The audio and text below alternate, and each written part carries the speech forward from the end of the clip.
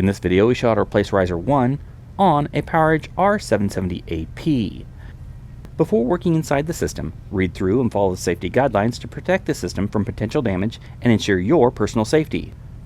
For more information about safety guidelines, see the service manual at dell.com/support. With the cover and air shroud removed from the system, to remove riser 1, loosen the 2 captive screws on the rear of the system. Then press the release latch and lift it up out of the system.